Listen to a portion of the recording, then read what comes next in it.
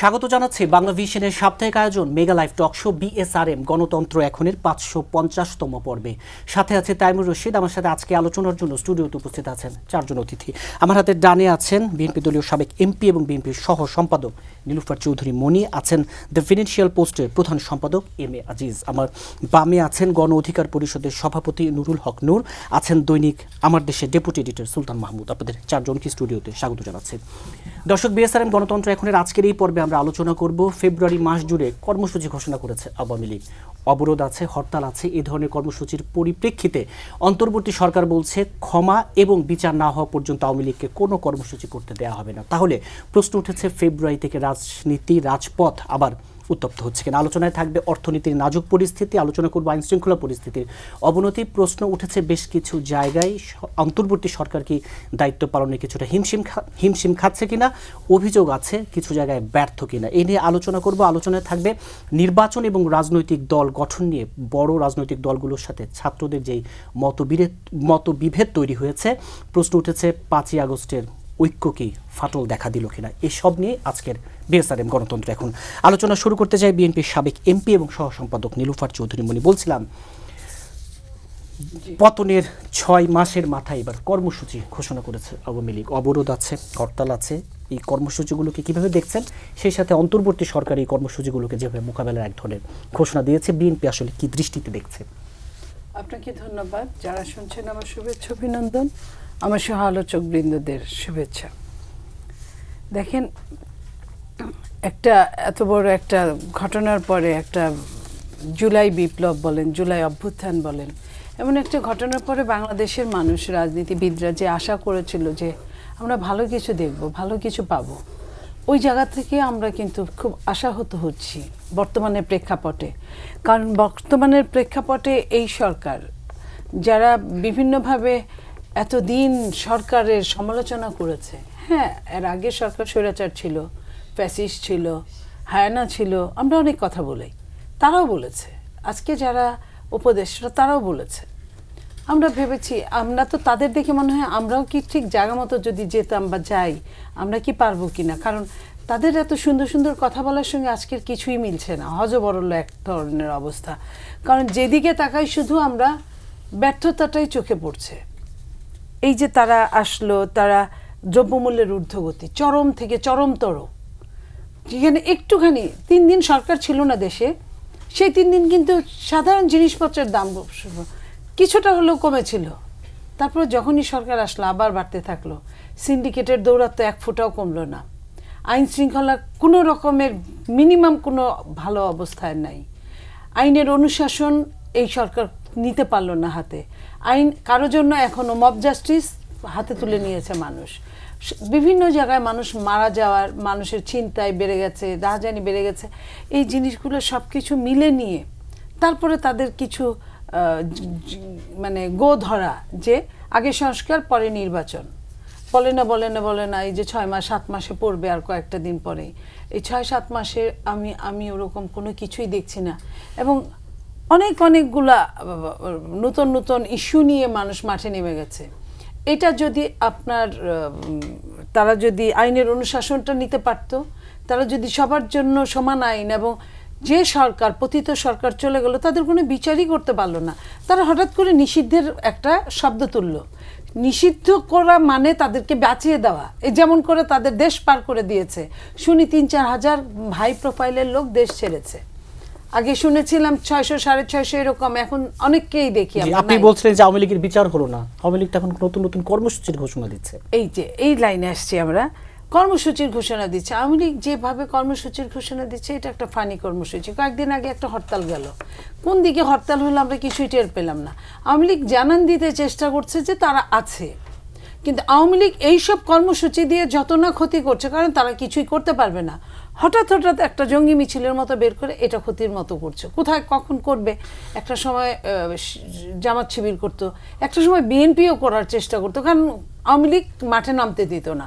আজকে আওয়ামী লীগ ওরকম কিছু করে না, কিন্তু আওয়ামী লীগ তো নিজের যে কৃতকর্মের জবাব না দেওয়ার আগেই তারা মাঠে নামছে। আমার কথা হলো, এই সরকার, এটা সরকারের মস্ত বড় ব্যর্থতা।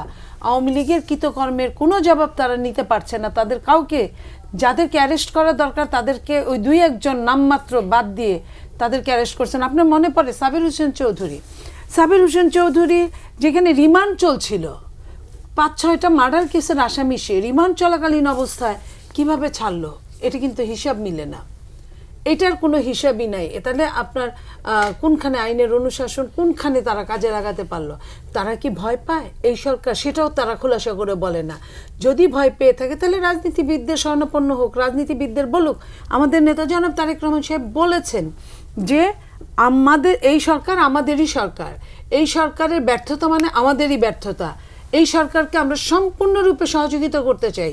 তারপরেও যদি এই সরকার ব্যর্থ হয় তাহলে এটার দায় দায়িত্ব তাদের। এই কারণে এই কথাটা বলেছেন যে আমাদের না ডাকলে তো আমরা যেতে পারি না, কারণ আমরা আগেও বিরোধী দলে ছিলাম, এখনও রাজপথের বিরোধী দলেই আছি। তো ওনারা সমস্যা ফেস করলে ওনারা সব রাজনৈতিক, আমি বলি নাই যে শুধু বিএনপিকে ডাকুক, সব রাজনৈতিক দলদেরই ডাকুক, ডেকে বলুক যে কি কি সমস্যা। লাইক ভিপি নূর, এখানে ও কখনো ক্ষমতায় আসে নাই, রাষ্ট্র পরিচালনায় আসে নাই, কিন্তু বিগত সরকারে মাইর খাইছে অনেক দিন। মাইরটাকে দিলে কেমন লাগে এটা কিন্তু ওর চেয়ে ভালো কেউ বুঝে না। সো ওই জায়গায় তো কিছুটা হেল্প করতে পারবে, সহযোগিতা করতে পারবে। এখানে রাজনীতিবিদদের নিয়ে বসলে সরকারের অনেকটা হয়তো বা হালকা হতো, কিন্তু তারা এটা করছে না এবং তারা নিষিদ্ধের জায়গায় চলে যাচ্ছে। এক কথায় 1, 2, 3, 4 সব বাদ দিয়ে 100-র মধ্যে গেলে তো হবে না। আপনার এই বিষয়ে পরবর্তীতে আবার বিস্তারিত আলোচনা করব। গণ অধিকার পরিষদের সভাপতি নুরুল হক নূর এই যে বলছিলেন যে মানুষ আশাহত হচ্ছে এবং যে স্বপ্ন নিয়ে জুলাই গণ অভ্যুত্থান, সেই জায়গায় আওয়ামী লীগের এখনো বিচারই হলো না, তারা আবার কর্মসূচি দিচ্ছে। এই বাস্তবতায় অন্তর্বর্তী সরকারের যে অবস্থান, আপনি কি মনে করেন? আমাদের সাথে বিশাল আলোচক প্যানেল, সবাইকে শুভেচ্ছা, দর্শকদেরকেও শুভেচ্ছা। আর সাধারণ মানুষের কথা বাদ দেন, আমি ঢাকা বিশ্ববিদ্যালয়ে দীর্ঘ 28 বছর পরে ডাকসুতে অনুষ্ঠিত নির্বাচনে ছাত্রদের ভোটে বিপি হয়েছি। একটা প্রতিকূল সময়ে ধারাবাহিক আন্দোলন সংগ্রামের মধ্যে দিয়ে ছোটোখাটো একটা রাজনৈতিক দল গঠন করেছি, সেই দলের সভাপতির জায়গায় আছি। সারা দেশে আমাদের কিছু হলেও নেতাকর্মী আছে। আমি নিজেই তো হতাশ যে কত আশা, স্বপ্ন, আকাঙ্ক্ষা নিয়ে সারা বিশ্বে সম্মানিত, সর্বজন গ্রহণযোগ্য, বাংলাদেশের একমাত্র নোবেল লরিয়েট একজন ব্যক্তি, তাকে আমরা সরকার প্রধান হিসেবে সমর্থন দিলাম। শুধুমাত্র এইবার সরকার প্রধান হিসেবে সমর্থন দিচ্ছি সেটাও না, তিনি যখন আওয়ামী লীগের শাসনামলে হ্যারাসমেন্টের শিকার হচ্ছিলেন সেই সময় কিন্তু গুটি কয়েক মানুষ তার বিষয়ে কথা বলেছে। তার মধ্যে মানে আমরা ছিলাম অন অফ দেম, এবং তার বিষয়ে আমরা সরাসরি হেডলাইন দিয়ে 2023 সালের 8 সেপ্টেম্বর সেমিনার করেছি, seminar on judicial harassment and doctor Yunus, ওই কেসকে রেফারেন্স করে যে বাংলাদেশে যে জুডিশিয়াল হ্যারাসমেন্ট হচ্ছে এবং জুডিশিয়ারিকে যে একটা পলিটিক্যাল ওয়েপন হিসেবে ব্যবহার করা হচ্ছে। প্রকৃত অর্থে আমাদের ইউনুস স্যারও ভিকটিম হওয়ার আগ পর্যন্ত কিন্তু খুব বেশি বাংলাদেশের গণতন্ত্র, মানুষের অধিকার কিংবা জনগণের সুখ দুঃখ এই বিষয়ে তার খুব বেশি জোরাল অবস্থান ছিল না। যখন তিনি ভিকটিম হয়েছেন তখন তিনি কিছুটা কথা বলার চেষ্টা করেছেন এবং বিশ্ববাসী তার মাধ্যমে হয়তো কিছুটা জেনেছে। তারপর আমাদের আশা ছিল বাংলাদেশের একজন খ্যাতিমান ব্যক্তি, সো এখন তিনি বিশ্বকে অনেক কিছু দিয়েছেন, বিশ্বে সমাদৃত। আমরা যদি তাকে সম্মানিত করি দেশের প্রশ্নে, তিনি হয়তো দেশের মানুষকে সম্মানিত করার জন্য ভালো একটা জায়গা আমাদেরকে নিয়ে যেতে পারবেন। বাট গত 6 মাসে তার আলটিমেটলি তো তার একক পারফরমেন্স না, আবার যেহেতু তিনি হেড অফ দ্য গভর্নমেন্ট, কাজেই পুরো টিমের পারফরমেন্সের দায়ভার তো তার। তো সেই ক্ষেত্রে পুরো টিমের গভর্নমেন্টের যে পারফরমেন্স, সেটা আমার মতো একজন সচেতন মানুষকে ছাত্র আন্দোলন থেকে রাজনৈতিকভাবে গড়ে উঠেছি খুবই হতাশ করেছে, মর্মাহত করেছে এবং অবাক করেছে। যে আওয়ামী লীগের কর্মসূচি নিয়ে যদি সেটা বলছি, সেটা অবাক করেছে কেন? গত 6 মাসে অভ্যুত্থানের পরে একটা সরকার, যেটা আমরা দেখলাম সিরিয়াতে যে অভ্যুত্থানের পরে আপনার আসাদ সরকারের 35 কর্মকর্তাকে ডেথ করে দিল, বিলুপ্ত করে দিল, বেশ কিছু ইনিশিয়েটিভ নিচ্ছে। এই কিন্তু এই গভর্নমেন্টের তো অন অফ দ্য মানে এজেন্ডা থাকা উচিত ছিল প্রথমে আন্দোলনকারীদের মধ্যে যারা আহত হয়েছে, ক্ষতিগ্রস্ত হয়েছে, তাদের চিকিৎসা, পুনর্বাসন এবং এই ফ্যাসিবাদীদের বিরুদ্ধে শক্ত পদক্ষেপ নেওয়া এবং দৃষ্টান্তমূলক শাস্তি নেওয়া, যে যাতে এটা দেখে বাকিদের মনে আতঙ্ক কাজ করে এবং কেউ যেন এই আওয়ামী লীগের পক্ষে ওকালতি করা, অ্যাডভোকেসি করার সুযোগ না পায়। সেখানে দেখলাম আওয়ামী লীগ কর্মসূচি করছে এবং আমাদের সাথে আপনার চোর পুলিশ খেলছে। মাঝে মাঝে আরও কয়েকটা কর্মসূচি দিল, ট্রাম্পের বিজয়ের মিছিল করবে, 10ই নভেম্বর নূর হোসেন দিবসে প্রোগ্রাম করবে, আবার এই ফেব্রুয়ারি জুড়ে কর্মসূচি দিচ্ছে। এখন আওয়ামী লীগ কেন কর্মসূচি দিচ্ছে? কারণ আওয়ামী লীগ তো দেখেছে যে সরকারের মুভমেন্ট খুব ধীর গতিতে, এবং সরকার আওয়ামী লীগের প্রতি তেমন হার্ড না। কারণ আওয়ামী লীগের কয়টা নেতাকর্মী 28 অক্টোবরের পরে 7ই জানুয়ারি পর্যন্ত নির্বাচন হওয়ার জন্য বিএনপি জামাত সহ বিরোধী দলের 32,000 নেতাকর্মীকে গ্রেপ্তার করেছে। আর এই অভ্যুত্থানের পরে আওয়ামী লীগের 3200 না, আপনার তারও আরো একটু শূন্য বাদ দেন, 320 জন নেতাকর্মী, উল্লেখযোগ্য নেতাকর্মী গ্রেপ্তার হয়নি। তাহলে আওয়ামী লীগ দেখতেছে গভর্নমেন্ট তাদেরকে ফেভার করতেছে। এবং এই যে জুলাই গণ অভ্যুত্থানকে কেন্দ্র করে যে একটা জাতীয় ঐক্য গড়ে উঠেছিল, সরকারের ভূমিকার কারণে সেটি এখন বিভাজনের দিকে রূপ নিচ্ছে। কাজে আওয়ামী লীগ এবং আওয়ামী লীগের যারা প্রভু, যারা গত 16 বছর আওয়ামী লীগকে এই ফাঁসিবাদ কায়েমে সহযোগিতা করেছে, ইন্টারন্যাশনালি তাদের পাশে দাঁড়িয়েছে, লবিস্ট ফার্ম কিংবা মার্কেটিং করে, সেখানে এখন তারা ওই পুরানো, এখানে সংখ্যালঘুদের নির্যাতন হচ্ছে, এখানে মাইনরিটিদেরকে হত্যা করা হচ্ছে, ধর্ষণ করা হচ্ছে, সম্পদ কেড়ে নেওয়া হচ্ছে, এই সমস্ত পুরানো বিভাজনে কিছুটা সুযোগ নিতে চাইছে। অবশ্যই সুযোগ নিচ্ছে। আপনি চিন্তা করেন ইউকের মতো অল পার্লামেন্টারি কমিটির যে গ্রুপ, সেখানে এটা ডিসকাশন হলো। তাও ভাগ্যিস যে রূপা হক এখানে আসার ফলে উনি এটা শেয়ার করেছেন যে আমি ওখানে গিয়েছি, আমি দেখেছি তোমরা এগুলা ইন্ডিয়ান এই অসত্য তথ্যের উপরে বেস করে এই এজেন্ডাকে সামনে আগাই নিও না, সেটা প্রত্যাহার করেছে। ট্রাম্পের অফিসিয়াল টুইটার থেকে নির্বাচনের আগে টুইট করেছে, এখন তো কি পদক্ষেপ আমরা সেটা জানি না। তো আওয়ামী লীগ তো এগুলো দেখে দেখছে যে সরকার লেজে গোবরে অবস্থা, রাজনৈতিক দলগুলোর মধ্যে ডিভিশন। কাজে আওয়ামী লীগ তো এই চান্সে পুনর্বাসনের রাস্তা খুঁজবে, এটা স্বাভাবিক। আবার আসবো আপনার কাছে। দ্য ফিনান্সিয়াল পোস্টের প্রধান সম্পাদক এম এ আজিজ, এই যে সরকারের নমনীয়তার কি কিছুটা সুযোগ আওয়ামী লীগ নিচ্ছে কিনা? ধন্যবাদ আপনাকে। নমনীয়তা না অকর্মণ্যতা, এটা ভাবতে হবে। সরকার পরিচালনার দায়িত্ব নিয়েছেন। ডক্টর ইউনূসকে যখন 8 তলায় হেঁটে উঠায়, তখন আমি তার পক্ষে 3টা লেখা লিখেছি, কেউ ছাপতে চায় নাই। আমার সিনিয়রিটির যোগ্যতা দিয়ে আমি অনুরোধ করে করে ছাপিয়েছি। কিন্তু তিনি হয়তো অর্থনীতিতে বিখ্যাত, কিন্তু রাষ্ট্র পরিচালনায় যে এত অদক্ষ হবে, এটা কিন্তু আমার কাছে মনে হয় নাই।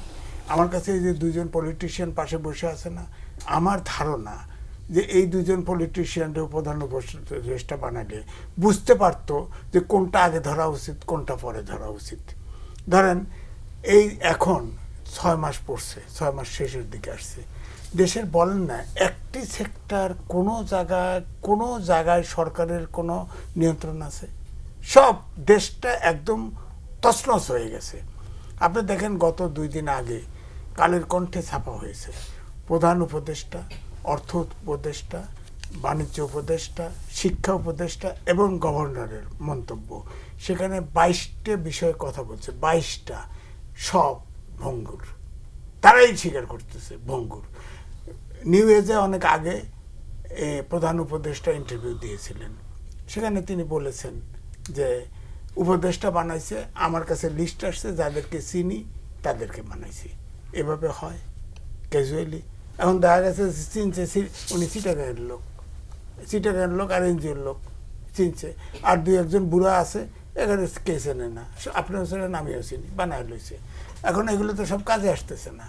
আপনাকে যদি বলি যে কোনো মন্ত্রীর কথা, উপদেষ্টার কথা বলে অনেকের কথাই জানি না, অথচ পলিটিক্যাল পার্টির 7 জন মন্ত্রী প্রতিমন্ত্রী থাকে, সবাইকে চিনতাম। আর এখানে 24 জনের নাম কইতে পারবো না, এমন হয়েছে। তাদের কোনো অ্যাক্টিভিটিসই নাই। আমার মনে হয় যে এই সরকার যদি এই যে নির্বাচনের কথা বলে, মনিয়াপা, এই যে নূর ভাই বলে যে এই যে যদি এই উপদেষ্টা পরিষদ যে নির্বাচনের কথা বলে, এই বছরের শেষ, সামনের বছরের মাস, কম হলে এই বছরের শেষ, এই দিনগুলায় দেশটা কোথায় যাবে এইটা বলেন। ডিসেম্বর পর্যন্ত এই সরকার যদি ক্ষমতায় থাকে, কোথায় যাবে দেশটা? এই দেশটা তো ফেল স্টেটে ঢুকে পড়বে। একটা ফেল স্টেট যদি হয়ে যায়, কি করবেন? আমি তো এই জন্যই বলি, আমার পাবনার ভাষায় বলি যে রাজনীতিবিদরা, খারাপ ভাষায় বলবো না, রাজনীতিবিদরা ফাটা ভাষায় স্বীকার করছে। কারণ সব যদি একসাথে ফু দেয়, এই সরকার 24 জন উড়িয়ে দেবো। হ্যাঁ, কিন্তু তা দিতে পারতেছে না, আমাদের সরকার, এরা ফেল করলে আমরা ফেল, বুঝছেন না?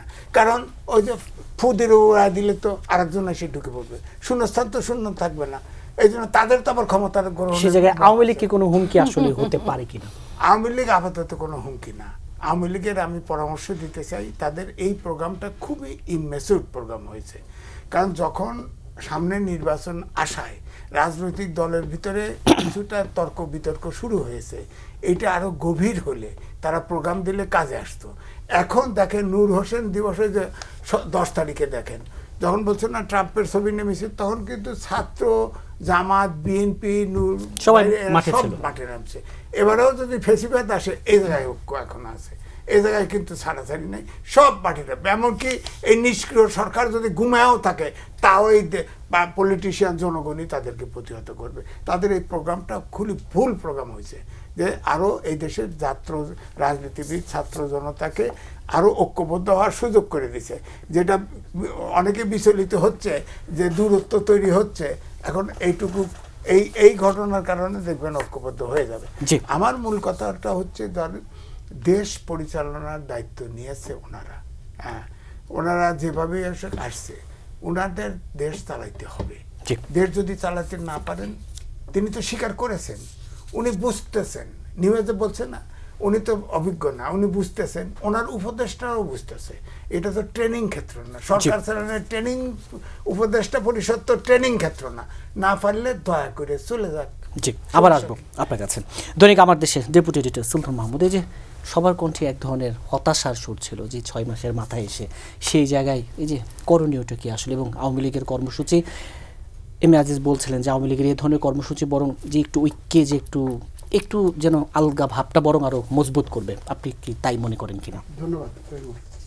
প্রথম কথা হচ্ছে যে যে আন্দোলন কর্মসূচি দিয়েছে, যেভাবে আন্দোলন কর্মসূচি দিয়েছে, আমরা যদি গত 15 বছরের প্রেক্ষাপট একটু বিবেচনায় যাই, যেটি মনিয়াপা বলেছেন যে গত 15-16 বছরে এরকম আন্দোলন কিন্তু যারা দেশে থেকে যাদের বিরুদ্ধে কোনো হুলিয়া ছিল না, যারা নিষিদ্ধ ছিল না, দেশের সর্ববৃহৎ রাজনৈতিক দল, জনসমর্থনের রাজনৈতিক দল যারা, তারাও কিন্তু ন্যায়সঙ্গত দাবির পক্ষে কথা বলতে কর্মসূচি দিয়ে সেই কর্মসূচি বাস্তবায়ন করতে পারেনি।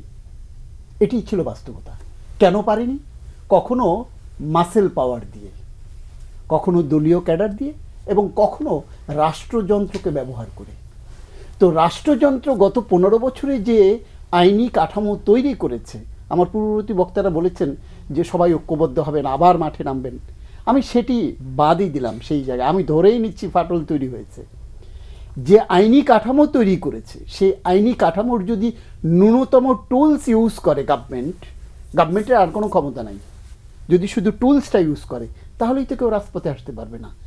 এবং রাজপথে যারা যে আন্দোলন করবে, সেটি ওই বিড়ালের মানে গোফ দেখলেই বোঝা যায় যে কোনটি ইঁদুর মারতে পারে আর পারে না। তো রাতের অন্ধকারে লিফলেট বিলি করে যদি কর্মসূচি সফল করা যেত, তাহলে বাংলাদেশে গত 15 বছরে এই পতিত সরকার যারা পতিত হয়েছে তারা থাকতে পারত না। তো আগামীতেও এই ধরনের কর্মসূচি করে বা কর্মসূচি দিয়ে, গোপনে হুঙ্কার দিয়ে, গুহার ভিতরে ঢুকে গিয়ে কখনো কোনো কর্মসূচি পালন করা যায় না, এবং সেটির সুফল বয়ে আনে না, এবং তার ফল ঘরে তোলা যায় না। এই যে বেশ কিছু জায়গায় সরকারের নমনীয় দৃষ্টিভঙ্গি কি আপনিও ইতিবাচকভাবে দেখতে চান না? না, আমি নমনীয়তা বলছি না। আমি যেটি আজিজ ভাই যেটি বলেছেন যে নমনীয়তা না, এটি একটি হচ্ছে ব্যর্থতা। আমি ওনার সাথে এক জায়গায় দ্বিমত করি যে বয়োবৃদ্ধ যারা উপদেষ্টা আছেন, আমি তো বলতে চাই যে বয়োবৃদ্ধ যারা উপদেষ্টা আছেন, প্রধান উপদেষ্টা থেকে শুরু করে যারা বয়োবৃদ্ধ, যারা অভিজ্ঞতা যাদের আছে, বিগত দিনেও তারা উপদেষ্টা পরিষদে ছিলেন, এবং যে যেখানে ছিলেন সেখানে তাদের সাফল্যের স্বাক্ষর রেখেছেন তারা, এবং সেই জায়গা থেকেই কিন্তু তারা ভালো করবার চেষ্টা করছেন, কিন্তু পারছেন না যেখানটাতে। এটি আমার অবজারভেশন, ব্যক্তিগত অবজারভেশন। সেটি হচ্ছে দেখেন গত 15 বছরের যে পতিত সরকার, প্রতিটি স্তরে রাষ্ট্র কাঠামোর প্রতিটি খুঁটিতে, প্রতিটি পিলারে থরে থরে সাজিয়ে রেখে গেছে দুর্নীতি, অন্যায়, অবিচার, অনাচার। তো সেই দুর্নীতি, অন্যায়, অবিচার, অনাচার যেখানে থরে থরে সাজানো, সেখানটাতে একটি সরকার পরিবর্তন হয়েছে, সেই পিলারগুলো কিন্তু রয়ে গেছে। ওই পিলারের উপরে যে ঘরটি ছিল, সেই ঘরের মধ্যে যিনি ছিলেন তিনি পালিয়ে গেছেন, বা তার কিছু সহযোগী পালিয়ে গেছেন, কিন্তু এই পিলারগুলো কিন্তু রয়ে গেছে। যে কারণে এই অনভিজ্ঞ সরকার যেটা বলছেন, বিগত দিনে আমরা যে তত্ত্বাবধায়ক সরকার ব্যবস্থা দেখেছি, তারা কি সবাই অভিজ্ঞ ছিলেন? ছিলেন না, বরং তারা 3 মাসের ছিলেন। এরা 6 মাস হতে চললো। কতদিন এরা থাকতে পারবেন? আপনারা কেউ বলছেন ডিসেম্বর বা পরবর্তী, সেটি কিন্তু এখন শঙ্কার কারণ হয়ে দাঁড়িয়েছে। কতদিন থাকতে পারবেন?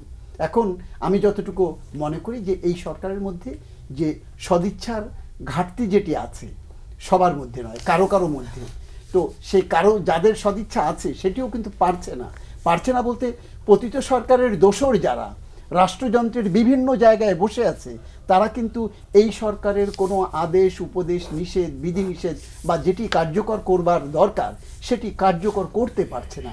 এই ব্যর্থতাটা আছে আমি বলে মনে করি। জি, আপনি চারজনকে একটু বিরতি দিয়ে একটু দর্শক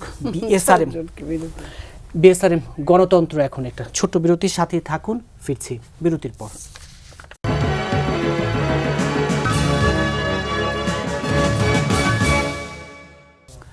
বিরতির পর আবারও স্বাগত জানাচ্ছি বিএসআরএম গণতন্ত্র এখনে। নীলুফার চৌধুরী মনি, এই যে একটু আমি যদি একটু ভদ্রভাবে বলি যে রাজনীতিবিদরা এক ধরনের নাজুক অবস্থায় পড়েছেন। সাথে যুক্ত করতে চাই, যখন আলাপ করছি তখন ফিনান্সিয়াল টাইমসকে প্রধান উপদেষ্টা একটি সাক্ষাৎকার প্রচার হয়েছে, যেখানে এক ধরনের ধোঁয়াশা ছিল ছাত্ররা দল গঠন করবে কি করবে না। তিনি স্পষ্ট করেছেন ছাত্ররা দল গঠন করবে, যেটি নিয়ে এক ধরনের টানা পড়েনো রাজনৈতিক দলগুলোর মাঝে তৈরি হয়েছিল। কিংস পার্টি এরকম কিছু হচ্ছে কিনা এই জায়গাটিতে যদি দেখেন, অবস্থান স্পষ্ট করেন। আমি তো বিএনপির মহাসচিবকে যুগোপযোগী বলবো, তাকে অ্যাওয়ার্ড দেওয়া দরকার। কারণ উনি তো এটা টের পেয়েই বলেছেন যে যদি অনিরপেক্ষ হয় সরকার, তাহলে তার আন্ডারে আমরা নির্বাচন করব কিনা সন্দেহ আছে। আমার তো মনে হয় যে বিএনপি না করলে অন্য কোনো দল যারা সমমনা আমাদের সাথে আছে তারা কেউই করবে না। কারণ কে যেচে আপনার একজন সরকারি কিংস পার্টির সঙ্গে ইলেকশনে যাবে? যদি আপনি গণতন্ত্রের ধোঁয়া উড়াচ্ছেন, আপনি গণতন্ত্রের জন্য এত আন্দোলন, এত জীবনের বিনিময়, এত রক্তের বিনিময়ে এই 24 অভ্যুত্থান আসলো, সেটার পরে 24 অভ্যুত্থান বেড়ায় গ্রামে একটা কথা বলে, বেড়ায় যদি খ্যাত খায় তাহলে খ্যাত পাহারার দেওয়ার কারোর দরকার নাই। তো এটা তো বেড়ায় খ্যাত খায় ফেলতেছে। তো আপনার এই যে আমরা বলে না সকালে সূর্য দেখলে বোঝা যায় দিনটা কেমন যাবে। আপনার প্রথমে তারা প্রক্রিয়া মেশন নিয়ে কথা বললো, ছাত্ররা যখন বলল তখন সরকার কি বলল? উপদেষ্টারা বললেন যে এটা তাদের ব্যাপার, এটা আমাদের ব্যাপার না। ঠিক 31শে ডিসেম্বরে যখন তাদের ঘোষণা করার কথা, আগের দিন রাতে সরকার বলল তখন যে আমরা ঘোষণা করব। তার মানে কি ঘুরে ঘাড়ে সরকারই গেল। সরকার যখন ঘোষণা করবে 15ই জানুয়ারি টাইম নিল, 15ই জানুয়ারিতে ঘোষণার সময় সরকারের মনে পড়লো যে থুক্কু রাজনীতিবিদদের সঙ্গে তো বসা আলোচনা করা হয় নাই। দরকার। তখন ওই দিন তার মনে পড়লো। এর আগেও কিন্তু সংস্কার বানিয়ে সংস্কারের কাজ যেদিন থেকে শুরু করার কথা সেদিন রাজনীতিবিদদের কথা মনে পড়লো। এবং একটা রাজনৈতিক দলের চিফ আছে এখানে, তাদের কি সম্মানটা যে করা হয়েছে ওইখানে নিয়ে করা হয়, আমাদের ওইখানেও তারা যায়, আমরাও অনেকখানে যাই। তাদের কি সম্মানটা যে করা হয়েছে ওইখানে সেটা আল্লাহ জানে। কারণ আপনার সম্মান কি, আপনাকে সম্মান দিবে রাজনৈতিকভাবে, দেশটা কিভাবে নেওয়া যায় এই কথাগুলো বললেই তো সে সম্মানিত বোধ করবে। এখন আপনি গেলেন দুই একটা কেমন আছেন, এই আছেন ওই আছেন বলে আপনি 20 মিনিটে আপনার সব শেষ প্যাক, তো আপনার তাহলে তো হলো না। জি, কিন্তু ডক্টর মোহাম্মদ ইউনূস তো বলছেন যে ছাত্ররা রক্ত দিয়ে যা অর্জন করেছে সেটা তো তাদের রক্ষা করতে হবে। এটা ইউনূস সাহেব বলতেই পারেন, কারণ ইউনূস সাহেব নিজে দেশে ছিলেন না। আমি সরি টু সে, শুধু রক্ত তো ছাত্ররা দেয়নি, ওটাই বলতেছি, এটা উনি বলতে পারেন। কারণ উনার রক্ত দেওয়ার দরকার পড়ে না, উনার একটা উপদেষ্টারও রক্ত দেওয়ার দরকার পড়ে না, উনার একজনও এই আন্দোলনে ছিল না। কিন্তু এই আন্দোলন 16 বছর 17 বছর বিএনপি সহ প্রত্যেকটা রাজনৈতিক দল এই আন্দোলনে ছিল। এই আন্দোলনের প্রত্যেকেরই অনেক কিছু হারিয়েছে, রক্ত ঝরেছে অনেকভাবে, গুম খুন থেকে শুরু করে। আপনার মনে পড়ে আপনার শীর্ষ সন্ত্রাসীদের কালো ভিআইপি গাড়িতে দেশ পার করে দেওয়া হতো, আর বিএনপির নেতাকর্মীদের বা অন্য দলের নেতাকর্মীদের ডান্ডাবেড়ি পরিয়ে রাখা হতো। এই জায়গায় তারা তো থাকে নাই, তারা বুঝবে কি? তারা ওই চীনার মধ্যে 2-3টা ছেলের যে মুখ দেখেছে সেটা দেখি তারা জাতিসংঘ পর্যন্ত গিয়ে বলে এসেছে। সেই জায়গায় যদি প্রশ্ন রাখি যে রাজনীতিবিদরা কি একটু নাজুক অবস্থায় পড়লেন কিনা, হ্যাঁ সেই জায়গায় যদি বলি, আমরা যদি শুনেন, বলে না যে জব করো তপ করো মরতে যদি না পারো। যাদের অনেক কিছু আছে তারা কিন্তু অনেক সময় খেলা দেখতে বা খেলা দেখাতেও পছন্দ করে। তো এই যে তারা মনে করেন 16 বছর 15.5 বছরে আওয়ামী লীগ বিএনপিকে কিছুই করতে পারে নাই। -2 ফর্মুলা নিয়ে যারা নেমেছিল মাঠে, তারা -2 কতটা করেছে, বিএনপির জনপ্রিয়তা আরো বেড়েছে সব জায়গায়। তো এই জায়গায় তারা কি করতে পারবে? জনগণ যদি ভালোবাসে, এত কিছুর পরেও জনগণ যদি ভালোবাসে, তাদের কিছু করণীয় নাই বলে তারা পাগলের মতো প্রলাপ বকে। আপনার বিএনপি এত কোয়ান ছাড় দিয়েছে, সামনের দিনেও যে ছাড় দিবে আর কোনো নিশ্চয়তা আছে? আর কোনো নিশ্চয়তা নাই। বিএনপি দেখেন, বিএনপি যেটুকু ছাড় দেয় নাই, রাষ্ট্রপতি নিয়ে বিএনপি চুপ ছিল, সেটা হয় নাই। আপনার কি উপদেষ্টা নিয়ে বিএনপি চুপ ছিল, সেটা হয় নাই। আপনার এই ঘোষণাতন্ত্র নিয়ে বিএনপি চুপ ছিল, সেটাও হয় নাই। শেষ পর্যন্ত না হতে পেরে যে দেড় চুটে বলেছে, মুজিববাদ থেকে জিয়াবাদ পর্যন্ত চলে গেছে তারা। কোনো জিয়াকে নিয়ে অনেক প্রোপাগান্ডা হয়েছে, কিন্তু কেউই জিয়াবাদ নিয়ে কথা বলতে পারে নাই। মুজিবের সঙ্গে জিয়ার তুলনা হয় না, একদম দুইজনই ডিফারেন্ট। আমি কাউকে অসম্মান করতে চাই না। তো সেই জায়গায় তারা জিয়াবাদ মুজিববাদের সঙ্গে জিয়াবাদ পর্যন্ত বলছে। এরপরেও কিন্তু বিএনপি ছাড় দেওয়ার চরম মানসিকতা দেখিয়েছে যে বড় গাছ ফলবান বৃক্ষ নুয়ে থাকে, আর কতটা ছাড় দিবে আর বিএনপি? কতটা নুয়ে থাকবে? এখন আপনার গাছে কাঁঠাল পেকে পড়ে যাচ্ছে, এখন তার নুয়ে থাকার সময় না। ঠিক সময় মতো যদি আপনার ফল না কাটেন, তাহলে তো ফল আর খাওয়া যাবে না। সো আমি মনে করি সেই দিনটা এসছে, যদি এই সরকার যদি ভালো কিছু করতে পারতো, যে না, জনগণ স্বস্তিতে আছে, জনগণ খাবার দাবার কিনে স্বস্তি পাচ্ছে, জনগণ আইন শৃঙ্খলায় স্বস্তি পাচ্ছে, জনগণ বিচারে স্বস্তি পাচ্ছে, জনগণ শিক্ষায় স্বস্তি পাচ্ছে, জনগণ চলাফেরায় স্বস্তি পাচ্ছে, জনগণ কোনো বদলি ট্রান্সফার চাকরিতে স্বস্তি পাচ্ছে, তাহলে একটা কথা ছিল, সরকার কিছুই কোনোখানে কিছু করতে পারে নাই। শুধু আন্দোলন আন্দোলন আর আন্দোলনের মধ্যে সরকার ছেড়ে দিয়েছে। আওয়ামী লীগের যদি যাদের শাস্তি পাওয়ার যোগ্য তাদের যদি অ্যারেস্ট করতে এবং শাস্তির আওতায় আনা হতো, তাহলে এই যে 136টা না 140টা আপনার যে এই যে আন্দোলন, এতগুলো আন্দোলনের জন্ম হতো না। আন্দোলন এই যে নাই কাম তো কই জানি, কাম নাই তো খই ভাজ, এরকম যে এরা এখন সাত বিশ্ববিদ্যালয় করবে। আজকে তো ঘোষণাই দিয়েছে তিতুমিরও বিশ্ববিদ্যালয় চায়। আন্দোলনে বসে আছে, যখন কথা বলছে তারা আন্দোলনে বসে আছে, তারা বসে আছে। এবং অন্যান্য বিশ্ববিদ্যালয় তখন বসে থাকবে না, ঢাকা কলেজে বলবে আমিও বিশ্ববিদ্যালয় চাই। তো এই সব কাম নাই তো, এখন খই ভাজার কাজ নিয়ে ব্যস্ত থাকুক। পড়ার কোনো শিক্ষার মানের কোনো খবর নাই, কিছুই না, অথচ আপনার এগুলা নিয়ে এই করছে। এবং যদি এই যে শস্যের মধ্যে ভূতগুলো যদি ছড়াতে পারতো, তাহলে সরকারও স্বস্তিতে থাকতো, রাজনৈতিক দলগুলোও স্বস্তিতে থাকতো। এবং এটার জন্য যে রাজনৈতিক দলদের যাদের অভিজ্ঞতা আছে, তাদের অভিজ্ঞতার দরকার ছিল, সরকারের নিজের কোনো অভিজ্ঞতা নাই। শিক্ষায় সবকিছু যদি হতো, তাহলে অভিজ্ঞতার প্রয়োজন পড়তো না। নুরুল হক নূর, আপনিও কি শস্যের মধ্যে ভূত দেখছেন কিনা, এবং ছাত্রদের দল গঠন নিয়ে ডক্টর মোহাম্মদ ইউনূসের যে মন্তব্য, আপনি যে বলছিলেন যে শুধু তো ছাত্ররা রক্ত দেয়নি, কিন্তু আমরা তো দেখেছি ফ্রান্স থেকে এসে যেদিন তিনি প্রথম বিমানবন্দরে বললেন, সেদিন থেকেই কিন্তু তিনি ছাত্রদেরকেই এক ধরনের অগ্রাধিকার তালিকা একেবারে সর্বোচ্চ জায়গায় রেখেছেন। এটা আমাদের জন্য দুঃখজনক। আসলে সবসময় যেটা বলে, আপনার যে একটা কথা আছে না, যে আপনার এই মজা মারে ফজা ভাই, বৈঠা মারে কালাম ভাই। তো আমরা আন্দোলন সংগ্রাম কিংবা মাঠের রক্ত ত্যাগ দেয় রাজনীতিবিদরা, কিন্তু দেখা যায় বিভিন্ন ক্ষেত্রে, বিশেষ করে যখন এই পাওয়ার ট্রানজিশন হয়, আমরা আসলে রাজনীতিবিদদের প্রতি আস্থাটা রাখতে পারি না। আমরা কিছু সুশীল ব্যক্তিদেরকে খুঁজি, যে তারা নিরপেক্ষ খুব, এবং তাদেরকে বসাই, যাদের না আছে চাকরি বা ওই ব্যক্তি জীবনে খুব বেশি সোসাইটি কিংবা দেশের প্রতি খুব কোনো কন্ট্রিবিউশন মানে না আছে ওইভাবে খুব বেশি কোনো গ্রহণযোগ্যতা।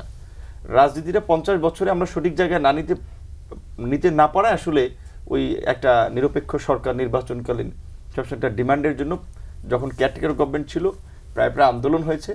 তার ধারাবাহিকতা এইবার যে বাংলাদেশের ইতিহাসে একটা রেভলিউশন হয়েছে গত এই 16 বছরে। এই আওয়ামী আজিজ ভাই তো বিএনপি করে না, জামাত করে না, ওনার একটা ইন্ডিভিজুয়াল আইডেন্টিটি আছে। হয়তো কখনো কোনো লাইন বিএনপির সাথে যায়, কখনো জামাতের সাথে যায়, কখনো আমাদের সাথে যায়। ওনারা গলা ফাটাইছেন, কথা বলছেন, জীবনের ঝুঁকি নিয়ে টকশো করছেন, কিংবা আরও যারা আছেন, ধরেন রাজনীতিবিদদের কথা বাদ দিলাম, এই রকমের ব্যক্তিদের সমন্বয়ে এই অভ্যুত্থানের পরে যারা বিপ্লবের পক্ষে বা বিপ্লবী সরকার বলি, স্পিরিটের সরকার, এই সরকারের 24 জন উপদেষ্টা, ছাত্র উপদেষ্টা ব্যতীত, আদিলুর রহমান এবং আসিফ নজরুল ব্যতীত, কার কি কন্ট্রিবিউশন আছে গত এই 16 বছরের গণতান্ত্রিক লড়াই সংগ্রামে? কয়দিন তারা রাজপথে নামছে কিংবা জনগণের পক্ষে দাঁড়ায় 2-4টা কথা বলছে? সবাই যার যার এই এনজিও, ব্যবসা বাণিজ্য কিংবা অন্যান্য কাজকর্ম সরকারের সাথে কিন্তু একটা চেক অ্যান্ড ব্যালেন্স করে চালাইছে। তো তারা বিপ্লবী সরকারের উপদেষ্টা হয়ে গেছে। তো এখন তাহলে সর্ষের মধ্যে ভূত তো এখানে আছি, আমি পরিষ্কারভাবে মনে করি। এবং আমি জানি না যে ছাত্র উপদেষ্টারা, কিছুদিন আগে একজন উপদেষ্টা বলেছেন বিএনপি মহাসচিবের বক্তব্যকে ইন্ডিকেট করে যে জাতীয় সরকার তারা আন্দোলনের পর গঠনের প্রস্তাব দিয়েছিলেন, বিএনপির কারণে নাকি হয় নাই। এখন আসলে তারা এই প্রস্তাব দিয়েছিলেন কিনা সেটা আমরা জানি না, আর বিএনপি কি বলেছিল সেটাও আমরা জানি না। এখন বিএনপি এককভাবে যদি না করেও থাকে, এই বিপ্লবের এই আন্দোলনের আরো অনেক অংশীজন আছে, তাদের মতামত কি ছিল, কিন্তু আমার জানা মতে কারোর সাথে এই গভর্নমেন্টের ফরমেশন নিয়ে আলাপ হয়নি। যেটা আজিজ ভাই বলেছেন যে ইউনূস স্যারকে বলেছে একটা লিস্ট ধরাই দিছে, তিনি যাদেরকে যাদেরকে চেনেন টিক দিয়েছেন। লটারির মধ্যে একটা উপদেষ্টা পরিষদ গঠন হয়েছে, যেখানে এইরকম একটা অভ্যুত্থানের পরে এই ক্রাইসিসকে ম্যানেজমেন্ট করার জন্য এক্সপিরিয়েন্স এবং অবশ্যই পলিটিশিয়ান লোক দরকার ছিল, কারণ পলিটিক্যাল পার্টি তো এই মুভমেন্টের স্টেক হোল্ডার। আপনি আজকে এই আপনার জুলাই 36 বলে যদি এটা ভেবে থাকেন এটা 36 দিনের আন্দোলন কিংবা 15 দিন 20 দিনের আন্দোলনের পিক মোমেন্টামটা পেয়েছে কবে? আবু সাঈদের বিশেষ করে যখন মৃত্যুর মধ্যে দিয়ে সত্যিকার অর্থে আবু সাঈদকে গুলি করে নির্মমভাবে মারা হয়েছে, এগুলো অনেক মানুষকে টাচ করেছে। কিংবা এই মিছিলের মধ্যে মুগ্ধদেরকে যখন পানি করে তারা এই আপনার পানি বিলাতে গিয়ে মারা যাচ্ছে, শহরের মধ্যবিত্ত নিম্নবিত্ত মানুষকে টাচ করেছে। তারা অভিভাবকরাও ছাত্রদের পাশে রাস্তায় নেমেছে। মানে বলতে গেলে জুলাইয়ের মিডল অফ দ্য জুলাই আন্দোলনটা পিকে গেছে। মিডল অফ দ্য জুলাই থেকে 5 আগস্ট পর্যন্ত 20 দিন একটা গণঅভ্যুত্থান হয়ে গেছে। এই কোটা সংস্কার আন্দোলনের কথা যদি ধরেন, 2018 সালে এই আন্দোলনের তো মা বাপ আমরা, জন্ম দিয়েছি আমরা, শুরু করেছিলাম। সেই সময় আমরা 8.5 মাস আন্দোলন করেছিলাম। ফেব্রুয়ারির 17 তারিখ থেকে শুরু করে অক্টোবরের 4 তারিখ প্রজ্ঞাপন হয়েছে। সেই আন্দোলন করতে গিয়েও সেই সময় রাজশাহী বিশ্ববিদ্যালয়ের ছাত্র হাতুড়ি দিয়ে মাজা ভেঙেছে, দেখেছেন না? শহীদ মিনারে মেয়েদেরকে লাঞ্ছিত করেছে। ঢাকা বিশ্ববিদ্যালয় আমার উপরে কয়েক দফায় আমাদের সহকর্মীদের হামলা হয়েছে, দেখেছেন না? আমরা সেদিন সাকসেস আংশিক হয়েছিলাম। প্রথম এবং দ্বিতীয় শ্রেণীর চাকরিতে কোটা বাতিল করা হয়েছিল। সেই সেটেল ইস্যু যখন আদালতের মাধ্যমে ফিরিয়ে আনার চেষ্টা করেছে সরকার, সেটিকে কেন্দ্র করে আন্দোলন হয়েছে। এবং ওই আন্দোলনের অভিজ্ঞতা থেকে, আন্দোলনের শুরু থেকে আমরা সমস্ত রাজনৈতিক দলের সাথে আলাপ করেছি যে দিস ইজ দ্য ইস্যু, যেখানে student and youth all classes of people react করবে, এটাতে তরুণরা সম্পৃক্ত হবে। আপনারা যে বলছেন তরুণরা আন্দোলনে নামছে না, এইটাকে পলিটিক্যালি দেশের মানুষের মুক্তির আন্দোলনে পরিণত করতে হবে। সব রাজনৈতিক দল এই ছাত্রদেরকে সমর্থন দিয়েছে এবং আলাপ করে নিয়েছে, কারণ বলেছিল ওদেরকে যে আমরা সাপোর্ট দেব, আমরা যে ঝুঁকি নেব, ওরা কি আমাদের লাইনে থাকবে কিনা। রাজনৈতিক দলগুলো আলাপ আলোচনা করেই কিন্তু ফাইন্যান্সিয়াল সমর্থন, বুদ্ধিভিত্তিক সমর্থন, মাঠের ব্যাকআপ, যেই ছেলেদের গায়ে যেন একটা টাচ না লাগে। এই যে আন্দোলনকারী, আমি যে কয়বার মার খেয়েছি, এখনকার নেতৃত্বের একটা ছেলে দেখেছেন ছাত্রলীগের ওইভাবে হামলার শিকার হয়েছে, আমার মতো লাইব্রেরির সামনে মেরেছিল, শহীদ মিনারের ডাকসুতে একটা ছেলে মার খেয়েছে, তাদেরকে ঢাল করে কিন্তু রাখা হয়েছে। তো সেই ছাত্ররা যদি অকৃতজ্ঞ হয়, তারা যদি ভেবে থাকে যে তারা কয়েকদিন আন্দোলনে বিপ্লব ঘটিয়েছেন, এটা জাতির সাথে প্রহসন করা হবে, প্রতারণা করা হবে। ওই যাত্রাবাড়ির মাছের আড়তের কাজ করা লোকটি কিংবা আপনার গার্মেন্টস কর্মীটি কিংবা রিক্সাওয়ালা, তারা তো ছাত্রদের কোটা টোটা ওদের ইস্যু না। ওরা কেন নেমেছে?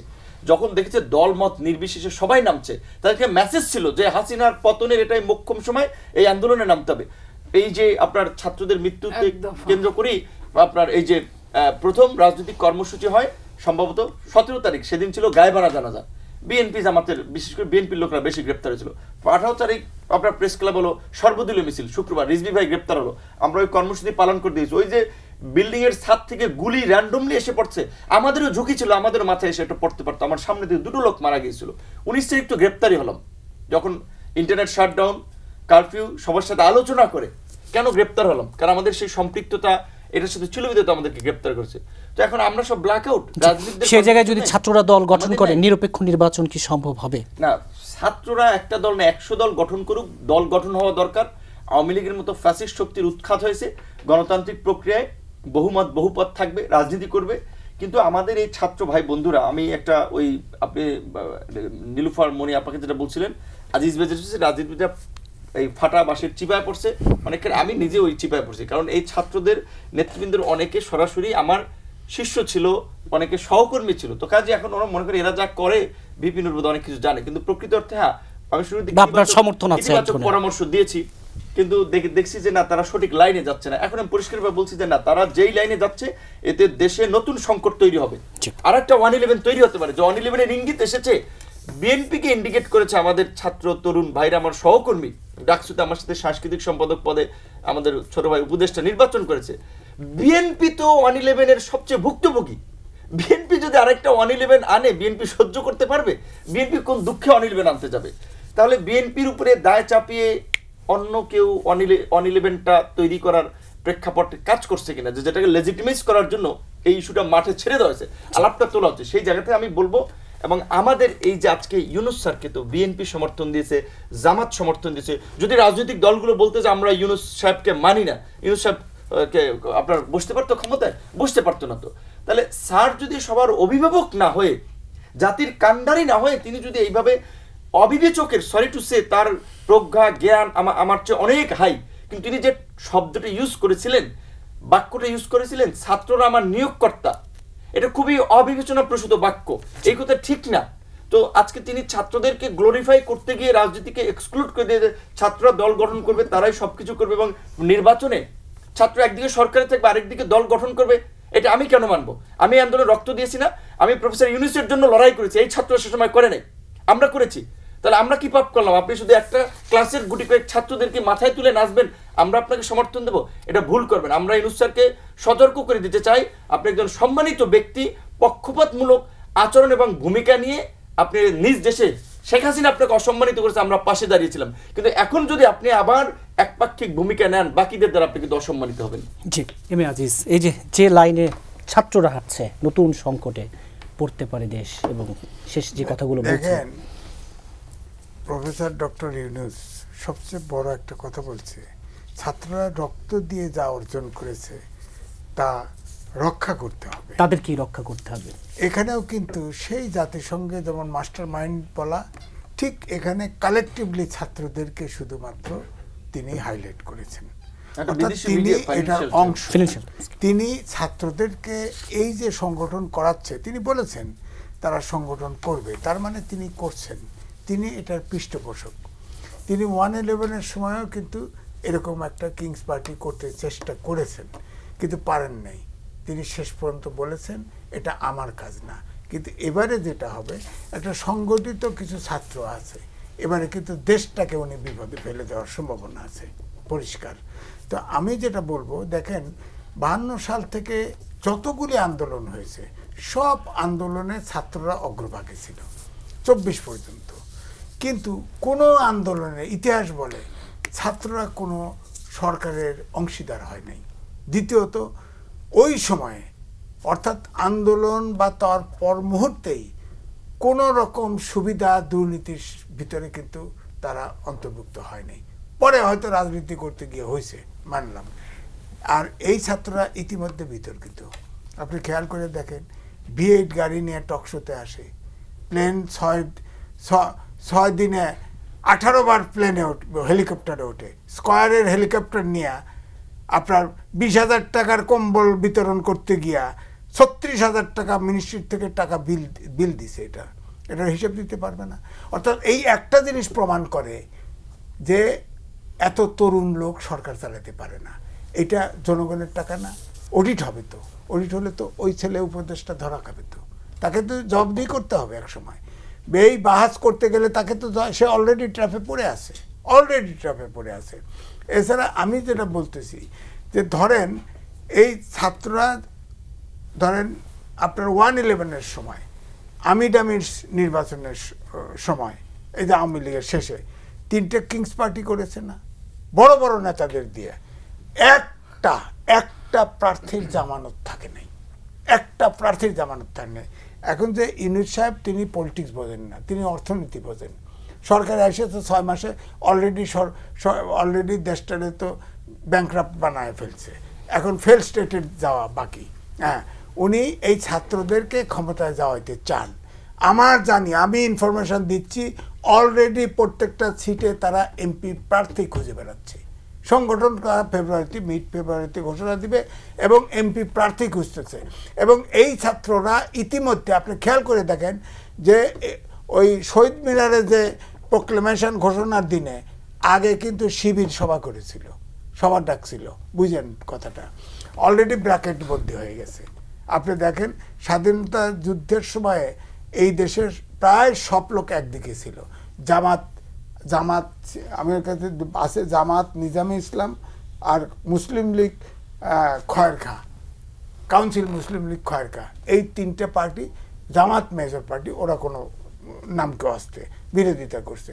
এখন কিন্তু সেই জামাতের ভিতরে ক্ষমতায় যাওয়ার ব্যাপারে তাদের কিন্তু সাংঘাতিক রকমের সম্ভাবনা তারা মনে করতেছে। ইসলামিক দলগুলো এক করার চেষ্টা করছে, পারে নাই। ইসলামিক আন্দোলন বাংলাদেশ তার সাথে বৈঠক করেছিল, আবার দেখেন বিএনপি করছে, উল্টায় গেছে। তো এবং কোনো ইসলামিক দল কিন্তু জামাতকে সমর্থন করে না, এটা মানা উচিত।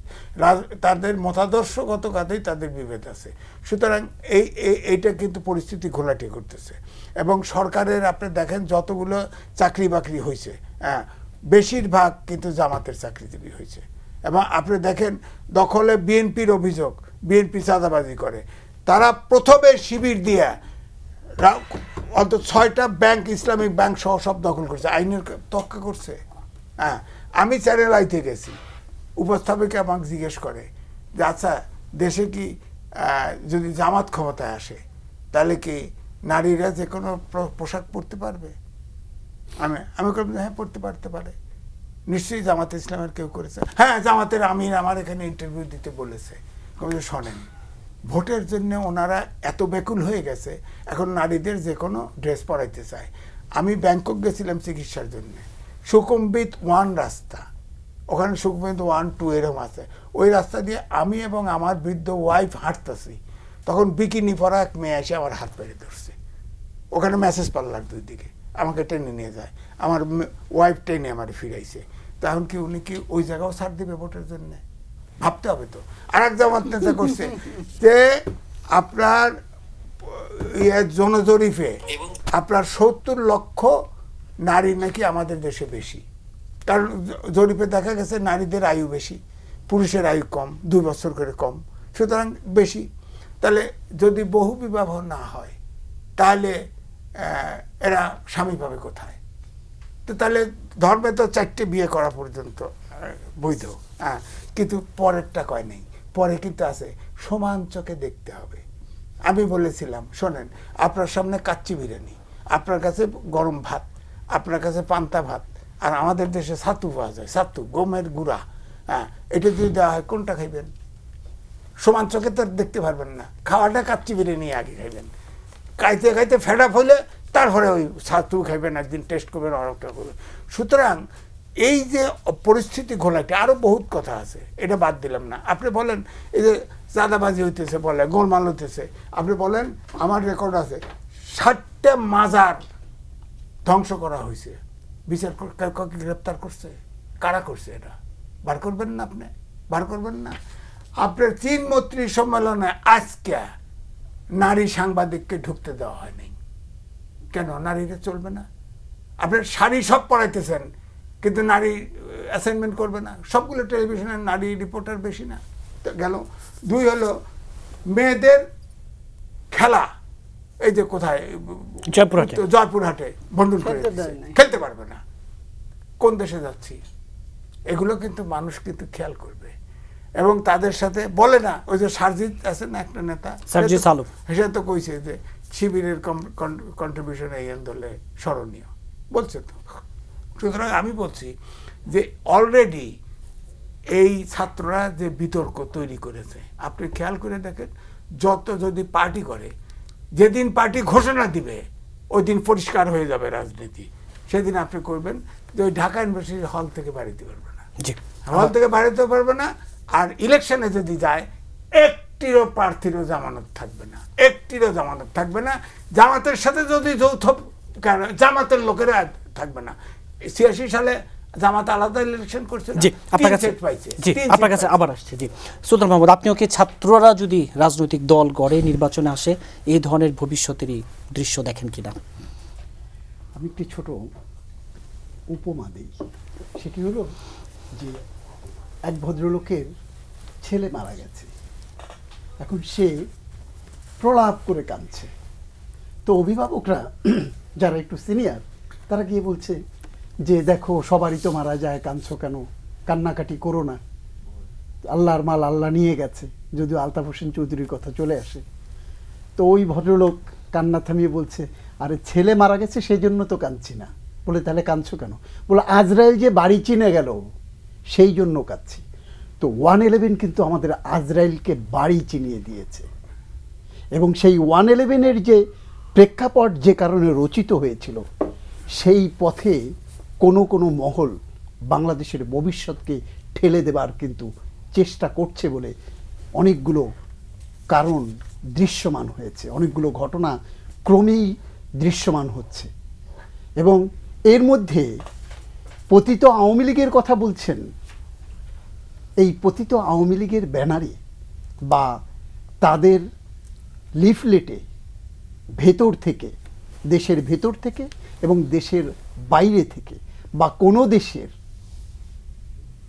কোনো গোয়েন্দা সংস্থার হয়ে কেউ খেলছে কিনা, এবং সেই খেলার মধ্যে যে ঐক্য তৈরি হয়েছিল জুলাই এবং অগাস্টে, সেই ঐক্যকে বিনষ্ট করবার জন্য বা সেই ঐক্যকে ভণ্ডুল করবার জন্য কেউ খেলছে কেন। এবং এই রাজনৈতিক দলগুলো, বিএনপি, জামায়াতে ইসলামী বা এই ভিপি নূর সাহেবের যে দল, তারা সব কিছু ঘোলাটে করে ফেলছেন কিনা বা একাকার হয়ে যাচ্ছেন কিনা, সেটিকে বিবেচনায় রাখবার একটি বড় প্রয়োজন হয়ে দাঁড়িয়েছে এখন। আপনি যেটি বলছেন যে প্রধান উপদেষ্টা ছাত্রদেরকে দল গঠন করবার কথা বলেছেন, দল গঠনের প্রয়োজনীয়তা উল্লেখ করেছেন। দেখেন, আপনি স্বাধীনতার এই 54 বছরে আপনি যদি পেছন ফিরে দেখেন, বড় বড় রাজনৈতিক দলে বিভিন্ন সময় বিভিন্ন কারণে ফাটল এসছে, ফাটল হয়েছে। একে ওবায়দুর রহমানের মতো ব্যক্তি দল থেকে চলে গিয়ে নতুন দল করবার চেষ্টা করেছে। মিজানুর রহমান চৌধুরীর মতো লোক দল থেকে বের হয়ে গিয়ে দল করবার চেষ্টা করেছে। এরকম একে একে অনেক দল হয়েছে কিন্তু বাংলাদেশের প্রেক্ষাপটে। আপনি যদি 91 বা 2001-এর নির্বাচন পর্যন্ত দেখেন, তখন দেখবেন যে নির্বাচন এলেই রাজনৈতিক দল গঠনের একটি হিড়িক পড়ে যেত। আমরা যখন মাঠের রিপোর্টার দৌড়ে বেরিয়েছি, একদিনে 3-4টি দলের আত্মপ্রকাশ ঘটেছে, কোনোটা সোনারগাঁয়ে, কোনোটা শেরাটনে, কোনোটা পূর্বানীতে, কোনোটা প্রেস ক্লাবে, এরকম দল গঠন করে হয়েছে। কিন্তু দিন শেষে তার সুফল কিন্তু মেলে নাই। তো আমি বলছি এই কারণে যে এই যে সরকার ক্ষমতায় থেকে, আমরা কিংস পার্টির গল্প কিন্তু অনেক আগে থেকেই শুনেছি।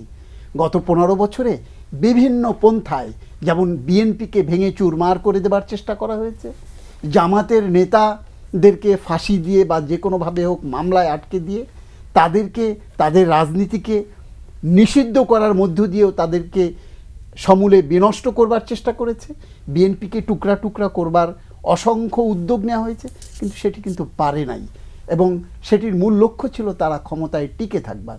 এবং এই যে সরকারের ভেতর থেকে নতুন দল গঠন করে দেবার বা নতুন দলের প্রয়োজনীয়তার তাগিদ অনুভব করছেন তারা, এটি কিন্তু আমি বলছি যে কিংস পার্টির আরেকটি পদধ্বনি। এবং এই কিংস পার্টি সরকারের ভেতর থেকে সরকারের সকল রাষ্ট্রযন্ত্র ব্যবহার, সরকারের সকল সুবিধা ব্যবহার করে দিয়ে কেউ করে দেবে আর তার উপর মানুষ আস্থা রাখবে। বাংলাদেশের মানুষ কিন্তু ঠেকে ঠেকে অনেক শিখেছে। অতএব কেউ কাউকে বলে দেবে আর সেখানটাতে ভোট পড়বে, এটি দিবাস্বপ্ন ছাড়া আমার কাছে কিছুই মনে হয় না। নীলুফার চৌধুরী মুনি, বিএনপি ভারপ্রাপ্ত চেয়ারম্যান তারেক রহমান আজকেও একটি অনলাইন ভার্চুয়ালি এতে যুক্ত হয়ে বলেছেন যে ঝড়, বন্যা, বৃষ্টি যাই হোক না কেন নির্বাচন সঠিক সময় হতে হবে। যে জায়গায় তথ্য উপদেষ্টা বলছেন যে ফ্যাসিস্টের বিচার শেষ না করে নির্বাচনের দাবি করাটাই দুঃখজনক। আর এই যে ছাত্রদের দল গঠন তো আছে, সে জায়গায় তিনি স্পষ্ট করেছেন যে তিনি এবং আসিফ মাহমুদ সজীব ভুঁইয়ার এখনো পদত্যাগ নিয়ে কোনো ভাবনা নেই। কারণ এক ধরনের তো কথা উঠেছে, যেটা আপনারাও বলছেন যে সরকারের থেকে আসলে দল গঠন করলে সেই জায়গায় নিরপেক্ষ ভূমিকাটা রাখা যাবে কিনা, তারা কিন্তু স্পষ্ট করেছেন যে এখনো পদত্যাগের কোনো তাদের কোনো ভাবনা নেই। যেটুক আমিও ব্যক্তিগতভাবে জানি, আমি জিজ্ঞেস করেছিলাম, আমার সাথে এক ছেলের টকশোতে দেখা, তারা বললো ইলেকশনের আগে তারা পদত্যাগের কোনো তাদের মাথায় চিন্তা নাই। তাহলে তো আপনার কিংস পার্টি হয়ে যায়। তো বিএনপির ভারপ্রাপ্ত চেয়ারম্যান যে কথাটা বলেছেন, আমরা তার সাথে সবাই একমত, এবং আমরা তার উপর এইটুকু আস্থা রাখি। তো এখন উপদেষ্টারা যেভাবেই বলুক, এটাই তো প্রমাণ হলো যে তারা সঠিক সময়ে নির্বাচনটা চায় না, অনেক চাপে পড়ে একটা অ্যাপ্রক্সিমেট টাইম দিয়েছে, ডেট না টাইম দিয়েছে। সেই টাইমের মধ্যে না গেলে সেই টাইমটাও আবার ধরেন জানুয়ারি ফেব্রুয়ারি মার্চের মধ্যে না হলে এপ্রিল মে জুনে আবার হওয়াটা টাফ হয়ে যাবে আগামী বছর। এই বছর তো আর এপ্রিল মে জানুয়ারি ফেব্রুয়ারিতে বাদই গেল। তা এখন বিএনপির মহাসচিব যে কথাটা বলেছিলেন যে জুলাই অথবা আগস্টের মধ্যে নির্বাচনটা দেওয়া সম্ভব, আমার মনে হয় যে এই যে ফাটল ধরা বা কিছু যেটাই বলুন না কেন, আমাদের ভাই বললেন, সুলতান মাহমুদ ভাই বললেন যে কেউ খেলছে কিনা ভন্ডুল করতে, এটা খেলতে হবে কেন? যারা রাজনীতি করতে নেমেছে তারা প্রত্যেকেই মিনিমাম এই বুদ্ধিটুকু আছে যে কার সাথে চললে আমি কিছু পাবো না। আমি আমার সঙ্গে আবারও বলছি, আমার সাথে যে রাজনৈতিক নেতা বসছেন সে তো ওদেরই অগ্রপথিক ছিল, তার তো আমাদের এই এখনকার চিন্তা ভাবনার সাথে আসার কথা না, তার বয়সেও এটা যায় না, যে ওদেরই মানে গুরু। সে আসছে কেন? সে তার হিসাব বুঝে তাই আসছে। তো যারা হিসাব বুঝে না তারা যদি ফাটল ধরায় এই সাময়িক কিছু ক্ষমতার জন্য, তারা যদি ধরাকে সরা মনে করে, তাহলে এটা এইখানে মানে দে হ্যাভ টু পে। আমি এর চেয়ে বেশি কিছু বলতে পারি না। এই দেশটার জন্য দুঃখ, এই জাতিটার জন্য দুঃখ যে এরা ভালো কিছু পায় না। ভালো কিছু চিন্তা করার আগেই কিভাবে যেন এটা ডেস্ট্রয়ের দিকে চলে যায়। কিন্তু এই ছাত্ররাই তো বলছে যে আপনারা তরুণদের মনস্তত্ত্বটা বুঝতে চাচ্ছেন না, বুঝতে ওরা তো পারছেন না। এক এক সময় এক এক কথা বলছে। ওরা কি বলছে? ওরা তো ছাত্র, লেখাপড়ায় যার একমাত্র কাজ, যেটা আজিজ ভাই বললেন যে এর আগেও কিন্তু ছাত্ররাই সব সময় সব আন্দোলনের অগ্রভাগে ছিল, কিন্তু তারা ব্যাক টু দ্য প্যাভিলিয়ন, তারা বই খাতায় ফেরত গিয়েছে। কিন্তু এইবারের ছাত্ররা ব্যতিক্রম ধর্মী, তাদের অভিজ্ঞতা রাখবে। আপনি দেখেন, আপনি যদি মির্জা ফখরুল ইসলামের জীবনী দেখেন, সে কিন্তু মন্ত্রী হওয়ার আগে কোনো মন্ত্রীর পিএ ছিলেন। এটাতে কিন্তু কোনো লজ্জার কিছু নাই। সে তার শিখেছে, সে তার সমস্ত জীবন ভরা শিখেছে বিভিন্ন জায়গায়, তারপরে সে ইমপ্লিমেন্ট করেছে। তো এরা কোথায় কি শিখলো? এরা যাদের কাছে এখন শিখবে সেই তাদেরই তো অভিজ্ঞতা নাই। আপনি মনে করেন যে অভিজ্ঞতার কথাটা এখানে আসলো, আমি আবারও বলছি আমাদের সুলতান মাহমুদ ভাইয়ের কথা, অভিজ্ঞতার কথা যে আসলো, অভিজ্ঞতায় তারা কিসের অভিজ্ঞ? এনজিওর অভিজ্ঞ। ওই অনেকেই দুষ্টমি করে বলছে এটা তো একটা এনজিও গ্রাম সরকার, কিছু এনজিও আর একটা গ্রামীণ, এই নিয়ে এনজিও গ্রাম সরকার। তো এনজিওর অভিজ্ঞতা নিয়ে, এনজিও আপনি জানেন প্রত্যেকটা এনজিওর আলাদা আলাদা একটা নীতি থাকে। কেউ মাইক্রো ক্রেডিট করে, তো কেউ বন্ড নিয়ে কাজ করে, কেউ আপনার ক্লাইমেট চেঞ্জ নিয়ে কাজ করে, কেউ ছোট ছোট বাচ্চাদের পথ শিশুদের নিয়ে কাজ করে। তো যে পথ শিশুদের নিয়ে কাজ করে সে কিন্তু ক্লাইমেট চেঞ্জের ওইসব নিয়ে তার মাথার মধ্যে নাই, কারণ সে ওইখান থেকে 2 পয়সা বাঁচাতে পারবে কিভাবে, তারও চলতে হবে। আমি বাজের দিকে নাই গেলাম, আমি নর্মাল কথাই বললাম। সে ওই ধরনের চিন্তা করে। তো এই জায়গাটা থেকে হঠাৎ করে একটা আপনার পুঁটি মাছ যদি সাগরে ছেড়ে দেন তার কি হবে? আর যারা আছে, যারা যে কয়জন আছে এখানে কিন্তু দুইটা লেভেল, 170 ঊর্ধ্ব বেশিরভাগ, আর না হয় আপনার 30 নিম্ন। এই যে টানাপোড়েনটা রাষ্ট্রের জন্য, এটাও কিন্তু খুব একটা সুইটেবল না গেল। আর যারা আছেন যাদের অভিজ্ঞ, তারা আপনার কি 1/11 তারা কিন্তু দূষর ছিলেন। সেখানে কিন্তু পজিটিভ অভিজ্ঞতা চেয়ে নেগেটিভ অভিজ্ঞতাটাই বেশি ছিল তাদের। তো ওইখানে তারা ইমপ্লিমেন্ট করেছেন নেগেটিভ, এখনও তারা নেগেটিভের মধ্যেই আছেন। তখন তারা -2 ফর্মুলা ফিল আপ করতে পারে না, এখন বাকিটুকু চেষ্টা করছে। নইলে আপনার নির্বাচনের ঘোষণা দেওয়ার মানে দিন তারিখ নাই দিল, মাস ঘোষণা দেওয়ার পরে আপনি আবার স্থানীয় সরকারে কিভাবে ফেরেন? স্থানীয় সরকার একটা এমন একটা প্রশ্নবোধক চিহ্ন, তার সংস্কারই সবচেয়ে বেশি জরুরি। মানে জাতীয় ইলেকশন যদি আপনার সিসিইউতে থাকে, স্থানীয় সরকার আইসিইউতে আছে, ওটা একদম ভেন্টিলেশনে আছে। সেই জায়গা থেকে আপনি স্থানীয় সরকারে গেলেন, স্থানীয় সরকারে ইলেকশনের জন্য আপনি কম্বল বিতরণ করতেছেন, একদিনে 80 বার আপনি হেলিকপ্টারে উঠবেন আর নামবেন, আপনি কম্বল 100 টাকার কম্বল বিতরণ করতে গিয়ে। এটা তো একটা পাগলেও বুঝে, একটা ছোট মানুষও বুঝে যে কেন একটা এই উপদেশটাকে দিয়ে এত উঠানামানো করানো হচ্ছে। তার মানে জনগণের কাছে যাওয়া। আবার আপনি কি করছেন, ওইখানে একটা শিক্ষা ঢুকায় দিচ্ছেন না, এটা খারাপ কিছু না, তাও আমি বলছি কেন ওইখানে আপনি ছাত্রদের ওইখানে ব্যবস্থা করবেন। আপনি 17 বছরে চলে গেলেন, সারা বিশ্বে যেখানে 18 বছরে আপনি অ্যাডাল্ট ধরে, সেখানে আপনি 1 বছর কমাইলেন। আরে ভাই, 1 বছর কমাইলে বাড়ালে কি হবে? কিছু লাভ আপনাদের হবে। আপনি 20 বছরে আপনি নিয়ে আসলেন, 25 বছরে, 21 বছরে নিয়ে আসলেন, 25 বছরে আপনার ইলেকশন করার যে লেভেলটা থাকে সারা বিশ্বে, আপনি 21 বছর নিয়ে আসলেন। এত তড়িঘড়ি কিসের? দেশ কি হাওয়া হয়ে গেল?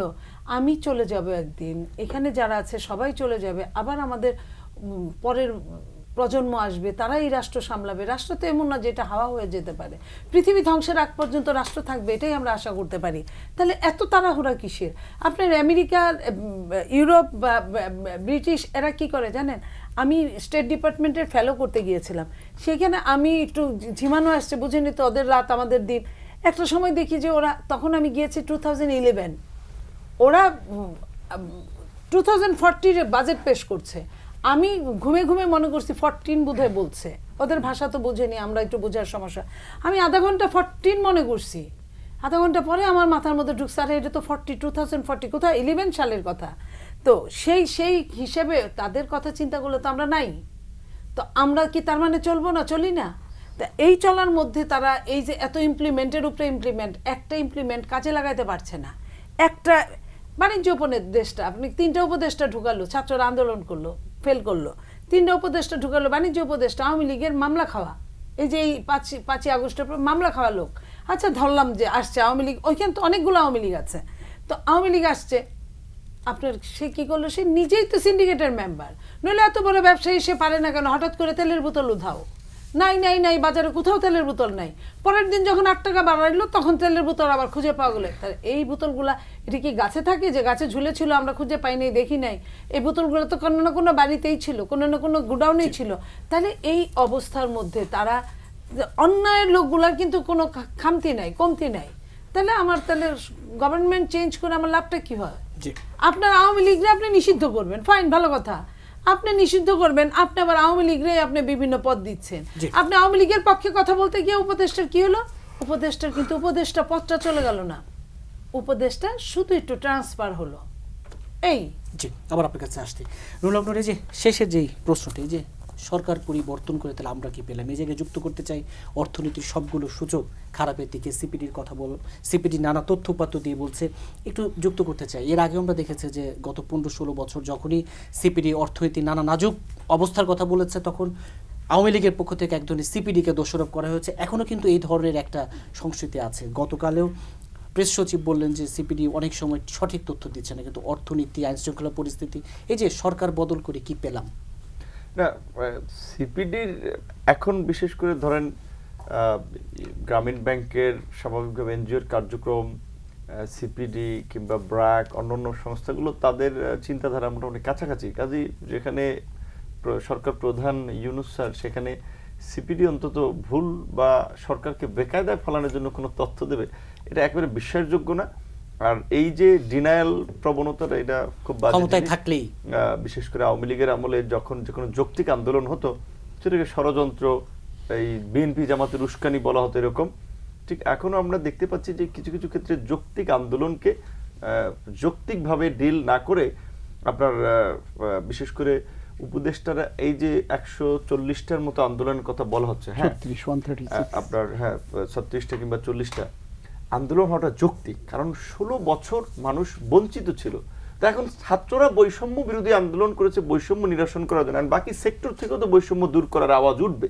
তাই কোনো বেতন বৃদ্ধি, গ্রেড চেঞ্জ, জাতীয়করণ, রাজস্ব অন্তর্ভুক্ত করা, এই দাবি দেওয়াগুলো থাকবে, কিন্তু সেটা কি এইভাবে যেভাবে এক ধরনের না। এটা এখন প্রবলেমটা আছে আপনি কিভাবে ডিল করতেছেন। আপনি দেখেছেন যে এই যে আন্দোলনগুলো হয়েছে, সরকারের কোনো উপদেষ্টা কার্যত ওই আন্দোলনকারীদের সাথে মাঠে গিয়ে ওইভাবে কথা বলে বুঝিয়েছেন যে বাবা এইভাবে আমরা ডিল করতেছি, বরঞ্চ তাদের পক্ষে আজিজ ভাই যেটা বলেছিলেন শুরুর দিকে 2 মাস আমরা ভাও ওকালতি করেছি যে না আপনারা 2-3 মাস সরকারকে স্টেবল হতে দেন, নতুন একটা প্রতিষ্ঠানে কেউ দায়িত্ব পেলে একটু সময় লাগে। এখন সেই লোকেরা আমাদের অফিসে যায়, আমাদেরকে ধরে যে আপনি বলছিলেন ভাই আমরা তো আন্দোলন করি নাই, তো আমাদের দাবি দেওয়া তো আর আদায় হলো না, আপনি বলছিলেন আমরা স্মারকলিপি দিছি, আপনি বলছিলেন যে প্রেস ক্লাবে কিংবা রিপোর্টার্স ইনডোর আলোচনা করার মাধ্যমে কর্তৃপক্ষের দৃষ্টিতে আনা, ওই প্রোগ্রাম তো কয়েকবার করছি, তারা তো আমাদেরকে পাত্তাই দেয় না, সচিবালয়ে ঢুকতে দেয় না যে একটা স্মারকলিপি দেবো। তো তাহলে এখন আমরা তাদেরকে পরিষ্কারভাবে বলে দিচ্ছি না, এই দেশে যেটা বলে এখন আন্দোলন সংগ্রাম ছাড়া কিছু হয় না, আপনারা যেভাবে পারেন দাবি দেওয়া আদায় করেন। 26.5 ঘন্টা রেল চলাচল বন্ধ থাকলো, একটি মানে অনেকে বলতে চায় যে একটা রাজনৈতিক নির্বাচিত সরকার থাকলে কি আসলে এরকম অচল অবস্থা তৈরি হবে? রাজনৈতিক নির্বাচিত সরকার, আমি তো বলেছিলাম যে চ্যালেঞ্জ নিয়ে যে দায়িত্ব দেন আমাদেরকে 6 মাসের মধ্যে কোনো আন্দোলন সংগ্রাম রাস্তায় থাকবে না। আমরা শুরুর দিকে ওটা বলেছিলাম যে এইখানে ম্যানেজারিয়াল পোস্টে যারা আছেন তারা পারছেন না, এখানে কিছু অভিজ্ঞ লোক দরকার ছিল, যে আপনার অনেকের বাস্তব অভিজ্ঞতা নাই রাজনীতির, সরকার চালানোর, তারা অনেকে 2-3টা মিনিস্ট্রি নিয়ে বসে আছে। তবে মিনিস্ট্রির কাজেও তো আরো স্থবিরতা থাকবে। এবং সবচেয়ে বড় কথা, আমরা যে বিষয়গুলো নিয়ে আলোচনা করছিলাম, যে এখানে আওয়ামী লীগের কর্মসূচি নিয়ে এই অভ্যুত্থানের সরকার আওয়ামী লীগের প্রশ্নে কি পদক্ষেপ নিয়েছে? 107 জনের বিরুদ্ধে আন্তর্জাতিক অপরাধ ট্রাইব্যুনাল পরোয়ানা জারি করেছে, তার মধ্যে মাত্র 35 জনকে গ্রেপ্তার করা হয়েছে। আবার এই আজকে 3 জনকে গ্রেপ্তার পরোয়ানা জারি না করায় তারা উষ্মা প্রকাশ করেছে। তার মানে গ্রেপ্তারি পরোয়ানাও জারি হচ্ছে না। এমনকি পত্রিকা এসেছে যে আপনার দরবেশের কেরামতি কেরানীগঞ্জের জেলখানায় বসেও চলে, যে টিস্যুতে নোট পাঠায়, আওয়ামী লীগের নেত্রী যেভাবে বলে সেভাবে কাজ করার নির্দেশনা দেয়, এবং ওইখানে তারা একটা রাজকীয় হালে আছে। আমরা যে ডিবির কার্যালয়ে ছিলাম, আপনার এই যে জেলখানায় ছিলাম, নিচে আমরা তো একটু পরিচিত লোক, একটা ডাকসুর বিপি ছিলাম, একটা রাজনৈতিক দলের প্রধান, এই চতুর্দিক গন্ধ, নিচের মশা, মানে কি পরিস্থিতির মধ্যে রাখছে, একটা অমানবিক পরিস্থিতি। ঢাকা ইউনিভার্সিটির ছাত্র ওই আপনার জেলার, তারে 2 দিন বললাম সে তো বিশ্ববিদ্যালয় আমাদের ভাই, একটু আমার কাছে আসতে বললেন, তাও দেখা পাইনি। কারণ ওইখানে তাদেরকে নাকি জামাই হালে রাখা হচ্ছে, বাসা বাড়ির খাবার খাচ্ছে, এবং ওইখানে পুরো মানে তাদেরকে অন্যান্য সুযোগ সুবিধা দেওয়া হচ্ছে। তো এই যে অফিসাররা দিচ্ছে, তারা নিশ্চয়ই মানে বিভিন্ন লোক এর সাথে জড়িত আছে। তাহলে সরকার তো বোঝা যাচ্ছে যে আওয়ামী লীগের বিচারের প্রশ্নে কিংবা এই গণহত্যাকারীদের প্রশ্নে আমরা যেভাবে রাজনৈতিকভাবে জোরালো বক্তব্য দিচ্ছি, সরকার তো সেই মুডে নাই। এবং আজকের এই আমাদের প্রধান উপদেষ্টার ঘোষণার মধ্যে দিয়ে কিন্তু রাজনৈতিক দলগুলোর সাথে আরো দূরত্ব বাড়লো। এবং যেটা বলেছিলেন, হ্যাঁ প্রথম দিকে আমরাও বলেছিলাম, মির্জা ফখরুল ইসলাম আলমগীর সাহেবের মতো একজন ভদ্র, মার্জিত, সজ্জন ব্যক্তি বাংলাদেশের ইতিহাসে, উনি তো আর দলের চেয়ারম্যান না, কাজে ওনারে পাম্পট্টি তেল মারলে যে আমার প্রমোশন বাড়বে সেইটা না, আমি তো ওনার দলও করি না। কিন্তু বাংলাদেশের রাজনীতিতে যে কজন সজ্জন ব্যক্তি আছে, পুলিশ ব্যক্তি আছে, তার মধ্যে মির্জা ফখরুল ইস অন অফ দেম, ব্যবহার, আচরণ সব দিক থেকে। তো তিনি কিছুদিন আগে বিবিসির ইন্টারভিউতে যেটা বলেছিলেন, আমরাও একটু ধাক্কা খেয়েছিলাম যে এই কথা এখনই বলে ফেলাই যে নিরপেক্ষ সরকার, নিরপেক্ষতা না থাকলে তাহলে নির্বাচনের সময় নিরপেক্ষ সরকার প্রয়োজন হবে। এখন তো দেখতেছি তাই বাস্তবায়ন হচ্ছে, যে আমরা প্রধান উপদেষ্টা কিভাবে ছাত্রদের এই দল গঠনের পক্ষে মতামত দেন, যেখানে ইতিমধ্যেই রাজনৈতিক দলগুলো, যেটা বলছি শুধু বিএনপি না, সব রাজনৈতিক দলগুলো বলেছে ছাত্র দল করতে পারে। কিন্তু তুমি একদিকে ইউ আর এনজয়িং, মানে মিনিস্টার হিসেবে গভর্নমেন্ট ফ্যাসিলিটিস এনজয়িং করতেছো, তারপরে আবার ওইটাকে ব্যবহার করে তুমি রাজনৈতিক দল গঠন করবা, সফর করবা, সবাই মাইনে নেবে। যদি তাই হয়, যদি নিরপেক্ষতা যদি এ ধরনের বড় প্রশ্নবিদ্ধ হয়, সেক্ষেত্রে এই যে নিরপেক্ষ নির্বাচনের দাবিতে আপনারা আবার মাঠে নামবেন কিনা, এই ধরনের পরিস্থিতি? আমরা এখানে বিভিন্ন রাজনৈতিক দল কিন্তু এই গত 17 বছর বিভিন্ন যৌক্তিক দাবি দেওয়া আদায়ের পাশাপাশি আমাদের মূল লক্ষ্য উদ্দেশ্য গণতন্ত্র, ভোটের অধিকার আদায়ের মাধ্যমে একটা অবাধ সুষ্ঠু নিরপেক্ষ নির্বাচনের মাধ্যমে দেশকে একটা গণতান্ত্রিক প্রক্রিয়া নিয়ে যাওয়া।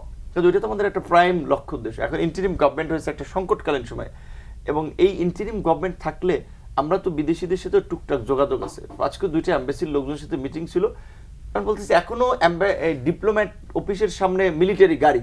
তো তার মানে এটা মেসেজ দিচ্ছে যে আপনার এখানে ল অ্যান্ড অর্ডার কত দুর্বল। এবং তারা এখানে বলছে যে বিদেশিরা আপনার এই ভালো ভালো রেস্টুরেন্টগুলো গুলশানে যান, বলছে তাদের কাস্টমার নাই, বিকজ বিদেশিরা এখন বাংলাদেশে নিরাপদ বোধ করছেন না। তো এই পরিস্থিতি চলতে থাকে তাহলে তো বিদেশি বিনিয়োগ আসবে না, এবং ব্যবসায়ীরা আতঙ্ক। আমরা তো ব্যবসা বাণিজ্যের এত কিছু বুঝি না, যার সাথে দেখা হয় ভাই আপনারা কিছু বলেন না কেন, আপনারা আমাদেরকে বাঁচান, আমরা না বাঁচলে আপনারা দেশ চালাইতে পারবে না। রাজনীতিবিদদেরকে জনগণ খাবলা খাবলা করে খাবে। কাজে অর্থনৈতিক ক্রাইসিস, বিভিন্ন প্রতিষ্ঠান তার কর্মী ছাঁটাই করতেছে, লোন পাচ্ছে না, আমদানি রপ্তানি থমকে যাচ্ছে, ডলার ক্রাইসিস, নতুন তো কোনো ইনপুট নাই, লিকুইডিটি নাই ব্যাংকগুলোতে। যতই অর্থনীতিবিদ হোক তারা তো রাজনীতিবিদ না, এখন তাদের প্রতি আস্থা পাচ্ছে না। কেউ যে নতুন ইনভেস্ট করবে আস্থা পাচ্ছে না, এখানে কে তার ইনভেস্টের সিকিউরিটি দেবে? ছাত্র সমন্বয়করা বিভিন্ন ধরনের এই মিডিয়া হাউসে যে অনেককে চেঞ্জ করে দিচ্ছে, সাংবাদিক চাকরি ছাড়াই করতেছে, বিভিন্ন প্রতিষ্ঠান যারা তারা আপনার ফ্যাসিবাদের দোষর তকমা দিয়ে তার বিরুদ্ধে মামলা দিচ্ছে, কাউকে হুমকি দিচ্ছে, আবার রাজনৈতিক দলের নেতৃবৃন্দ দিচ্ছে। তাহলে একটা হজামালা কে ঠেকাইবে কাকে? যার ফলে এখন ব্যবসা বাণিজ্য একটু যারা করছেন ভদ্র মানুষ, তারাও কিন্তু আতঙ্কে আছে, তারা হাত গুটিয়ে বসে আছেন। তো এই অবস্থা যদি চলতে থাকে, সামনে একটা রমজান আসতেছে, আপনি দেখছেন শেভরন সহ বিদেশি আপনার বেশ কয়েকটা কোম্পানি পাওনার জন্য কিন্তু সরকারকে চিঠি দিচ্ছে। সামনে আমরা যেটা আমাদের কাছে যেটা ডেটা আছে, যে সামনে বিদ্যুতের সংকট তৈরি হবে, ডলারের অভাবে জ্বালানিতে ক্রাইসিস তৈরি হতে পারে, এই রমজান আসতেছে, দ্রব্য মূল্য কমছে না, কমার কোনো সংকট নাই। যেটা আপা বলেছে, একজন বিশাল বাণিজ্য মানে বিশিষ্ট ব্যবসায়ী লোককে উপদেষ্টা বানানোর কয়েকদিন পরে বাজার থেকে সয়াবিন আউট, বোতল আউট। অথচ এই সয়াবিনের সিন্ডিকেট তেল, চিনি, আটা, ময়দা আমদানি করে আপনার 7 থেকে 8টা গ্রুপ। এই 7 থেকে 8টা গ্রুপকে ডাইকে যদি মেসেজ দেওয়া হতো, এই সয়াবিনের দাম কিংবা চিনির দাম হঠাৎ করে বাড়াতে পারতো না। এখন তারা যে আপনার ডাইকা আপনার থ্রেড দেবে, এদের কাছ থেকে তো অলরেডি কিছু লোকজন কমিশন নিচ্ছে। সেই কমিশন কারা? আমি নিচ্ছি, আমার দল, না জামাত, না বিএনপি? সরকার তো ফাইন্ড আউট করতে পারছে না, না সরকার নিচ্ছে, কেউ কমিশন নিচ্ছে। কাজে তারা কমিশন নিচ্ছে, সিন্ডিকেট জারি রাখছে। সুতরাং এখন সামগ্রিক প্রেক্ষাপটে যেটা আমরা মনে করি, একটা নির্বাচিত সরকার ছাড়া দেশে স্থিতিশীলতা, নতুন বিনিয়োগ, নতুন কর্মসংস্থান সৃষ্টি এবং সামগ্রিকভাবে জনজীবনে স্বস্তি আসবে না। এখানে আমি একটা কথা একটু ক্লিয়ার করি, যে মানুষ ভুল বুঝে, কথা না শুনে মন্তব্য করে। আমরা শুরুর দিকে বলছিলাম যে আমাদের সংস্কার প্রয়োজন। অবশ্যই যে রক্ত দিয়ে ইতিহাস রচিত হয়েছে সেটাকে স্থায়ী করার জন্য সংস্কার প্রয়োজন।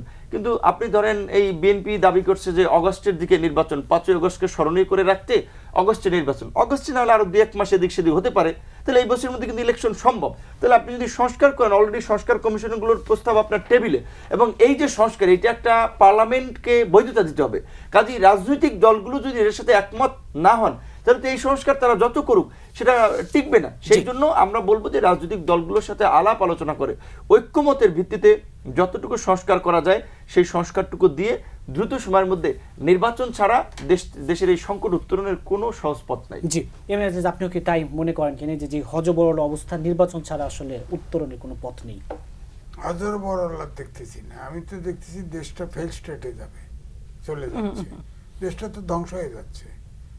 আপনি দেখেন, এই গত নভেম্বর মাসে 15 তারিখে আমাদের বাংলাদেশের পত্রিকায় ছাপা হয়েছে, আন্তর্জাতিক ক্রাইসিস গ্রুপ, এটা ওয়ার্ল্ড লিডিং একটি প্রতিষ্ঠান। তারা বাংলাদেশের এই যে দেশের সরকার এইভাবে পতন ঘটে, তারা রিপোর্ট করে। তারা বলেছে যে জনপ্রত্যাশা যদি সরকার পূরণ করতে না পারে, দেশ পূর্বের অবস্থায় ফেরত যেতে পারে, অথবা সেনাবাহিনী ক্ষমতায় নিয়ে যেতে পারে। বাংলাদেশের পত্রিকায় ছাপা হয়েছে, তো প্রথম আলোতে ছাপা হয়েছে। হ্যাঁ, তো আপনি যে সিচুয়েশন তৈরি করা হচ্ছে, আমার কাছে মনে হয় সুলতান মোহাম্মদ বাদল সাহেব আগে বলছে, আমার মনে হয় এই কনস্পিরেসিটা হচ্ছে। তা আমি সেখানে আশ্বস্ত করতে চাই, শোনেন, পৃথিবীতে গণতন্ত্রের নামে যাদেরকে আমরা স্মরণ করি তারা কিন্তু মিলিটারি শাসক। সুতরাং মিলিটারিরাও মানুষ। Churchill, রুমেল, George Bush, Alexander the great, এরা সব আর্মি শাসক ছিল। সুতরাং আমার ধারণা জিয়াউর রহমান, বাংলাদেশের জিয়াউর রহমান আজ পর্যন্ত পারছে যে সে একটা অসৎ, তার সম্পর্কে কোনো ডিসপিউট দেখা যায়। সুতরাং সেনাবাহিনী আসলেই দেশ একদম ধূলিসাৎ হয়ে যাবে, আমি তা মনে করি না। সুতরাং এই ভয় দেখাও লাভ নেই। আমাদের দেশে এখন বেনেভোলেন্ট ডিক্টেটর দরকার, পরিষ্কার। সুতরাং যদি এই ইউনিট সরকার যদি মনে করে কনস্পিরেসি করে আমি ছাত্রদেরকে আনতে চাই, ছাত্রদেরকে তিনি বলা মানে হচ্ছে সবগুলো রাজনৈতিক দলকে ডিভিশন করা। সুতরাং রাজনৈতিক দল যাই হোয়াট মে কাম, এই সরকারকে পতন ঘটানো দরকার, এই সরকারকে তাড়িয়ে দেওয়া দরকার। এরা এই দেশের জন্য শত্রু আকার ধারণ করছে। এদেরকে আর ক্ষমতা, এই দেশ পরিচালনা 100 ভাগ ব্যর্থ, এই ব্যর্থতার দায় নিয়ে তাদেরকে আর এই জাতি টানতে পারছে না। এদেরকে দিয়ে সরকার পরিবর্তন ঘটায় দেওয়া উচিত। এবং রাজনীতিবিদরা ক্ষমতা, রাজনীতিবিদ মানুষের পালস বোঝে, রাজনীতিবিদকে সরকার দেন, চালাতে দেন, দেখবেন সব ক্রাইসিস হয়েছে। সুলতান মাহমুদ, এই যে ক্ষমতা রাজনীতিবিদদের হাতেই ফেরানোটা খুব দরকার না? ক্ষমতা তো আলটিমেটলি আপনাকে, এই যে জুলাই অভ্যুত্থান যেটি হয়েছে, অগাস্টের কথা যেটি বলছি, সেটির মূল লক্ষ্যই কিন্তু ছিল এই গণতন্ত্র পুনঃপ্রতিষ্ঠা করবার আন্দোলন। ওটি ছিল মূল আন্দোলনটাই ছিল গণতন্ত্র পুনঃপ্রতিষ্ঠার।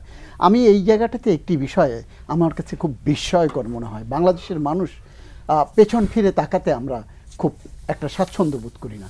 আপনি এই যে আজকে যে রাজনৈতিক দল করবার যে অভিলাষ, উচ্চাকাঙ্ক্ষা, সরকার বা আমি মন্ত্রী মর্যাদায় থাকবো, আমি দেশ চালাবো, এই যে জায়গাটা, এই আন্দোলন সংগ্রাম যেটি গত 15 বছরের তিক্ত অভিজ্ঞতা থেকে এই যে রাজনীতি যারা করেছে, ছাত্র আন্দোলন থেকে শুরু করে মূল দলগুলো, সেই তারই ধারাবাহিকতার ফসল কিন্তু জুলাই এবং অগাস্ট। এবং সেই তাদের আন্দোলনটা কি ছিল, তারা এসেছিল কিন্তু কোটা বৈষম্য দূর করবার জন্য। সেই কোটা বৈষম্য থেকে দূর করবার জন্য তাদের কিন্তু সেই জায়গাতেই সীমাবদ্ধ থাকা দরকার ছিল। সেই কোটা বৈষম্য কি দূর করতে পেরেছে? আমরা যদি এবার সর্বশেষ মেডিকেল ভর্তির জায়গায় দেখি, সেই জায়গা- সেটি পারে নাই। তো সেই জায়গা থেকে তারা এসে তারা কিন্তু তাদের লক্ষ্যচ্যুত হয়েছে। লক্ষ্যচ্যুত কীভাবে হয়েছে? তারা এসে সেই কোটা বৈষম্যর আন্দোলন থেকে সরকারের পার্ট হয়েছে। এরপর সেখান থেকে তারা এসছে এখন রাজনৈতিক দল গঠন করবার অভিলাষ তাদের মধ্যে এসছে। রাজনৈতিক দল করবার অভিলাষ কি? তারা সরকার চালাতে চায়, সরকারের পার্ট হতে চায় ভবিষ্যতেও। তো এই জায়গাগুলো হলো মানুষকে উচ্চাকাঙ্ক্ষা এবং ওই যে আমি বলেছি দিবাস্বপ্ন দেখবার, বাংলাদেশে দিবাস্বপ্ন দেখবার অনেক ঘটনা ঘটেছে, আগামীতেও হয়তো সেরকম ঘটনার দিকেই বাংলাদেশ এগোচ্ছে। তবে আমি যে কথাটি বলতে চাই, বাংলাদেশের মানুষকে স্বস্তি, আস্থা, মানুষের ভোটাধিকার, মানুষের স্বাধীনতা, কথা বলবার অধিকার, সুশাসন প্রতিষ্ঠা করবার এবং অর্থনৈতিক মুক্তি, ক্ষুধা দারিদ্র্য থেকে বাঁচাবার একটি মাত্র জায়গা হলো সেটি নির্বাচিত জনপ্রতিনিধি, জনগণের ভোটে নির্বাচিত জনপ্রতিনিধির মাধ্যমে রাষ্ট্র পরিচালনা করবার। এটি যত তাড়াতাড়ি হবে দেশের জন্য তত কল্যাণ, তত মঙ্গল। জি, আপনাদের চারজনকে আজকে স্টুডিওতে সময় দেওয়ার জন্য ধন্যবাদ। দর্শক, বিএসআরএম গণতন্ত্র এখন আজ এ পর্যন্তই। আগামী পর্ব দেখার আমন্ত্রণ রইল। সে পর্যন্ত ভালো থাকুন, সুস্থ থাকুন।